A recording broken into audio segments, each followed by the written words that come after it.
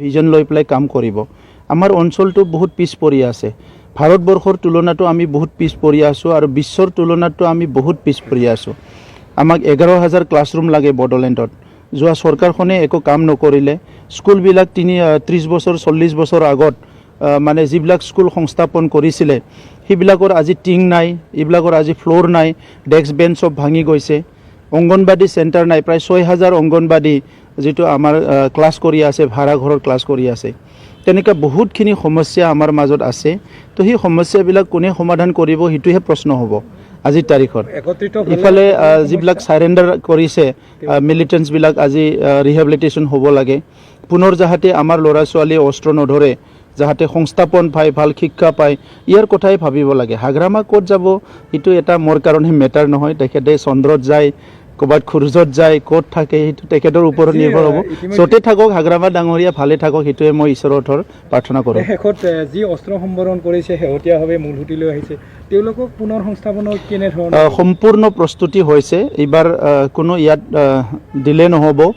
যিসকলে চাকৰিৰ কাৰণে যোগ্য তেখেতসকলক চাকৰি দিয়াৰ কাৰণে ইতিমধ্যে প্ৰিপাৰেশ্যন কৰা হৈছে। আৰু যিসকলৰ চাকৰি কৰিব নোৱাৰিব, বয়স মানে চাকৰিৰ নাই আৰু বিভিন্ন তেখেতসকলক কোৱালিফিকেশ্যনে কভাৰ নকৰে, তেনেকুৱাসকলক স্কিল ট্ৰেইনিং দি পেলাই সংস্থাপন দিয়াৰ কাৰণে আমি চবেই কাম কৰি আছোঁ। গতিকে এইবাৰ একো অসুবিধা নাই।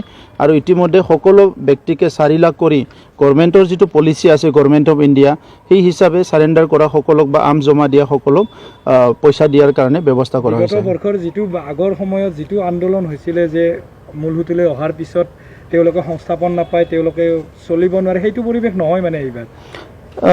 এইটো হ'ব নালাগে। আৰু যি কামবিলাক গভৰ্ণমেণ্টে প্ৰায়ৰিটিত কৰে সেই কামবিলাক চলিউশ্যনটো প্ৰায়ৰিটিতে হ'ব লাগে। হয়, বহুত সময়ত গভৰ্ণমেণ্টৰ ছিষ্টেমেটিক কিছুমান ফল্টৰ কাৰণে এইবিলাক ডিলে হৈ যায়। অসমৰ বৰ্তমানৰ মুখ্যমন্ত্ৰী ডাঙৰীয়াই 200 স্পীডত মানে অসমখন চলাই আছে। গতিকে মই নাভাবোঁ এইবাৰ এইটো ক'ৰবাত ৰৈ যাব।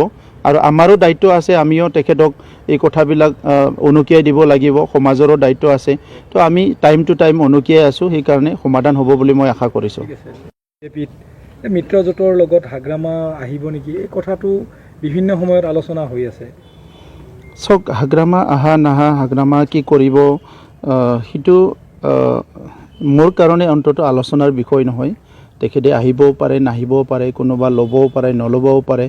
আৰু কোনোবা ল'লেও আমি একো ক'ব নোৱাৰোঁ বা কৰিব নোৱাৰোঁ, আৰু আহিলেও আমি একো কৰিব নোৱাৰোঁ।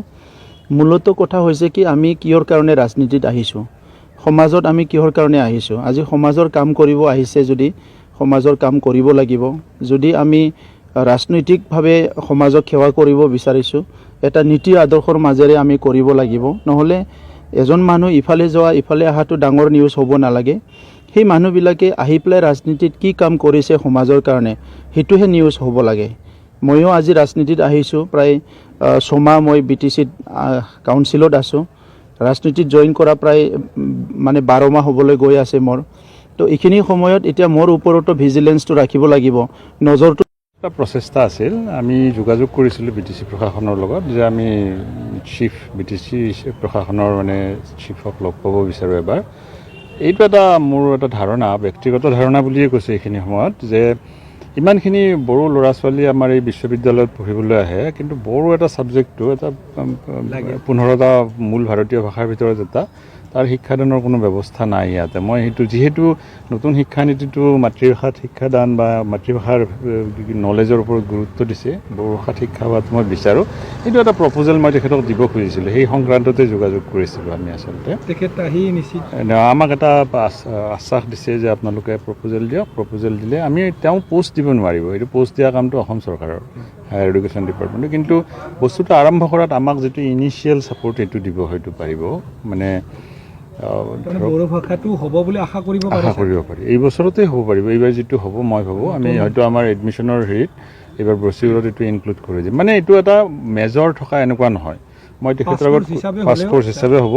আৰু মই এটা কথা ভাবিছোঁ যে যিখিনি নন বড়ো আমিও অকণমান ক খ হ'লেও বড়ো ভাষাৰ জানিব লাগে। মই কথাটো হাড়ে সিমজুৱে বিশ্বাস কৰোঁ, কাৰণ একোৱেই বুজি নাপাওঁ আমি বড়ো ভাষাটো ক'ব লাগিলে। অকণমান জানিব লাগে আৰু তাৰ কাৰণে লাভো হ'ব আমাৰ ল'ৰা ছোৱালীৰ যদি বড়োৰ নলেজ থাকে বড়ো বিটিআৰ প্ৰশাসনৰ যি চাকৰি আদি থাকিব সেইবিলাকত সুযোগ পোৱাৰ পথো প্ৰশস্ত হ'ব মই ভাবোঁ আমাৰ অন্যসকলৰো নহয় জানো বস্তুটো বাকী বড়ো মাধ্যমৰ বাহিৰে বাকীকো ছাৰ যি বড়ো ভাষা শিকাৰ কিবা ব্যৱস্থা তেনেধৰণৰ কৰাৰ কিবা চিন্তা চৰ্চা কৰিছে নেকি বেলেগ ভাষা নহয় নহয় বেলেগ ধৰক অসমীয়া ল'ৰাই বড়ো শিকক আপুনি যিটো ক'লে ছাৰ তেনেধৰণৰ কিবা প্ৰচেষ্টা ল'ব নেকি মই সেইটোৱেতো অসমীয়া ল'ৰাই বড়ো শিকক অন্ততঃ এটা চাৰ্টিফিকেট কোৰ্চ ছমাহৰ এনেকুৱা